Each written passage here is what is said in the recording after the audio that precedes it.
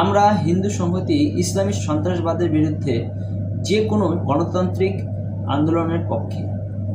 তাই আমরা হিন্দু সংহতি আয়াতুল্লাহ খামেনি ইসলামী মোল্লাতন্ত্রের বিরুদ্ধে আন্দোলনরত ইরানের জনগণের সাথে। পবিত্র কোরআন হাদিসের অনুপ্রেরণায় মোল্লাতন্ত্র বা ইসলামী সন্ত্রাসবাদী দৃষ্টিভঙ্গি কী হতে পারে, ইরান তার প্রত্যক্ষ উদাহরণ। ইরানের মোল্লাতন্ত্রের ঘোষিত নীতি, আমেরিকা হচ্ছে বড় শয়তান আর ইসরায়েল ছোট শয়তান বা লিটল ডেভিল। ইসরায়েলকে ধ্বংস করা মোল্লা খামেনির ইরানের ঘোষিত রাষ্ট্রীয় নীতি। ইসরায়েলকে ধ্বংস করার উদ্দেশ্যে 1969 সালে ইরানে ইসলামী বিপ্লবের পরে রুহুল্লাহ খোমেনি ও পরবর্তীতে আয়াতুল্লাহ খোমেনি মধ্যপ্রাচ্যে অ্যাক্সিস অফ রেসিস্টেন্স তৈরি করেন, যার মূল উদ্দেশ্য ছিল ইরানের চারপাশে বিভিন্ন দেশে জঙ্গি সংগঠন তৈরি করা, তাদের দিয়ে ইসরায়েলকে আক্রমণ করা, প্রক্সি যুদ্ধ করা।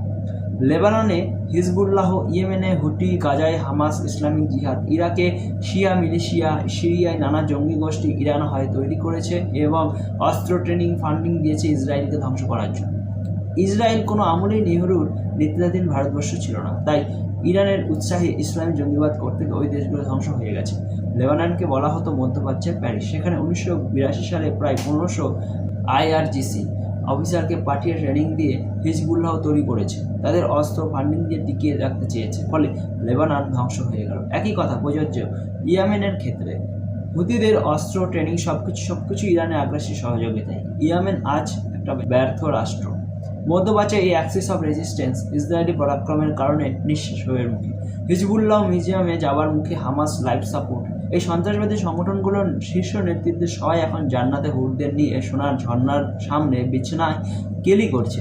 আল আসামের পতনের পর সিরিয়ার ভিতর দিয়ে হামাস ও অন্যান্য ইসলামিক জিহাদির কাছে ইরানের অস্ত্র পাঠানো বন্ধ। হুতি সন্ত্রাসবাদীদের প্রায় সবাই হুরদের কাছে পৌঁছে গেছে। মাঝখান থেকে ইরানের এই ব্যর্থ অ্যাক্সিস অফ রেজিস্ট্যান্সের বলি হয়েছে ইয়েমেন, সিরিয়া, লেবানন, গাজার মতো ইসলামিক ভূখণ্ডগুলো। এখন প্রশ্ন হলো, এই অ্যাক্সিস অফ রেজিস্ট্যান্সের সাথে ইরানের বর্তমান জনগণতান্ত্রিক বিপ্লবের সম্পর্ক কী?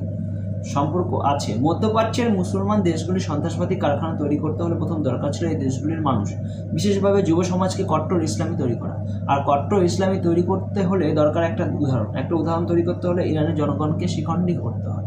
ফলে মেয়েদের বোরকা বাধ্যতামূলক, ছেলেদের দাড়ি ও 1400 বছর আগে আরও দস্যুদের জন্য ইসলামের যা যা আইন কোরআন হাদিসে লেখা সেগুলোকে চাপিয়ে দেওয়া হলো ইরানের জনগণের উপরে।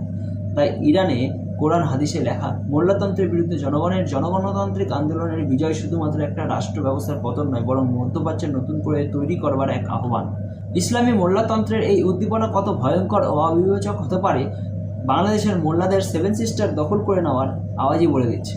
পৃথিবীর যে কোনো জায়গায় জনগণতান্ত্রিক বিপ্লবের ঠেকানে যারা রাস্তার ঘাটে মিছিল করে, সেই কমিউনিস্টরা কিন্তু ইরানের মানুষের স্বাধীনতার সমর্থনে একটিও পোস্টার, ফেস্টুন, মিটিং ইত্যাদি করছে বলে খবর নেই। ভারতবর্ষের মানুষ ইরানের জনসাধারণের পক্ষে ইসলামের ভয়ঙ্কর দাবানল থেকে মধ্যপ্রাচ্য তথা সমগ্র পৃথিবীকে রক্ষা করবার জন্য